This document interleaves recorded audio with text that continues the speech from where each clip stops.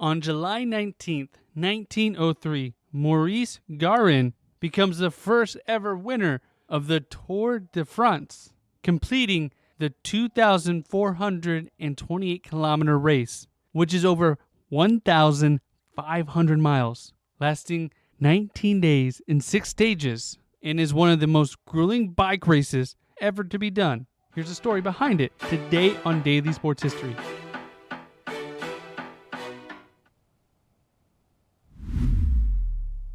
Welcome to Daily Sports History. I'm Ethan Reese, your guide to a rapid deep dive into sports history every day.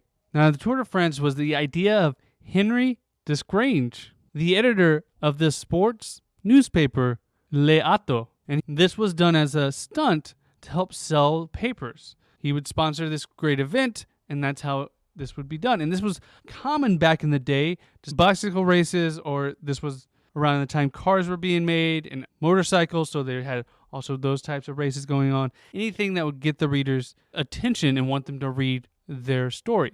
And after returning from a bicycle race in Paris, that's when he had the idea to hold a race around the entire country of France, similar to the 6-day races that were common in Britain, and it would be a long race in a long time. And it was originally supposed to be a 5-week race starting June 1st, going all the way to July 5th, but they had to push it back as they didn't have enough competitors, as only 15 competitors had signed up and paid the 20 franc fee.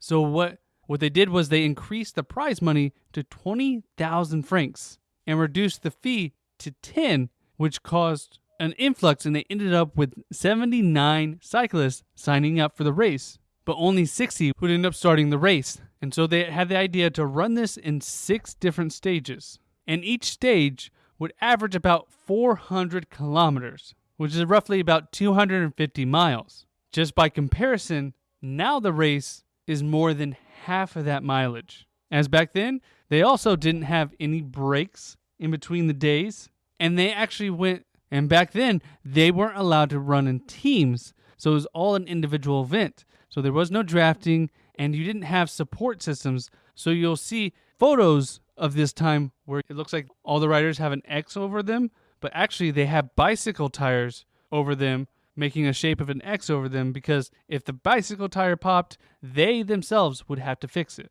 Didn't go through any mountain passes, but they did have some elevation they had to go to as high as 38,000 feet. And normally at this time, professional cyclists would hire a pacer to keep up with them, similar to what teams do now, but this was forbidden as the organizers of the race wanted it to be a single-person race. And they would post different people to watch the riders throughout the night, as most of the rides would start at night and finish during the next day, just to keep track of all the riders, making sure no one was veering off course. And instead of what they have today, the leader of the race wears a yellow jersey so he can be followed. Back then, they just wore a green armband. And you could actually earn extra money because the fastest 8 cyclists would win a prize for being the fastest cyclist at that time, all the way up to 1,500 francs. So there was incentive to win each and every stage. And if you gave up on a stage, you could also compete in the next day's stage,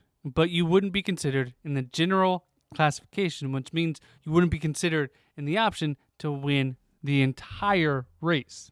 But you could win those small bonuses, so you would still want to compete. And so 60 riders came to the starting line on July 1st to compete in this very first Tour de France, which is essentially, if you look at a map, is a circle around kind of the outer edges of France. Not the exact edge, but towards the outer edges, kind of leaving the middle open. And there were 49 Frenchmen, 4 Belgium, 4 Swiss, 2 Germans, and 1 Italian. And 21 of them had bicycle manufacturer sponsorships, and 39 were without commercial support. And there was 24 that actually just entered into specific stages instead of doing the entire race. So the race is set to begin, and the favorites are Maurice Garin and Hippolyte Couder. Now, Garin actually started out with a strong performance on the first stage, which was a 470-kilometer stretch from Paris to Lyon, which is 293 miles. They started after 3 p.m., and they did not finish till the next morning around 9. And Hippolyte actually got stomach cramps and was unable to finish the first stage, which meant he wasn't eligible for general classification, so he could not run the whole Tour de France. And Guerin actually won the first stage by 1 minute. Now, they held the second stage 4 days later on July 5th, which was from Lyon to Marseille, which was 374 kilometers or 232 miles. Now, this stage was through the mountains, which is why it's a little shorter, but made it even more difficult, as the first stage was more of a flat plain. And even though Hippolyte didn't finish the first stage, he was able to enter into the second stage and won this one, getting the stage bonus, but Maurice Guerin was still the leader of the race. And the next stage was from Marseille to Toulouse, held 3 days later on July 8th, which was another 420 kilometers or 263 miles. And luckily, there was no more mountain stages, as this one was a plain stage as well. And Hippolyte was again the winner of this stage, but he would be unable to win the whole tour, but he got the bonus for this. Now, the next stage was held on July 12th from Toulouse to Bordeaux, which was the shortest trek in the whole race, only 268 kilometers or 167 miles. And this one was won by Swiss rider Charles Lesser. But even after this, Maurice Guerin was still in the lead. And a day later, on July 13th, they had their fifth leg of the Tour de France from Bordeaux to Naples, where Maurice Guerin actually won this stage and continued to his lead.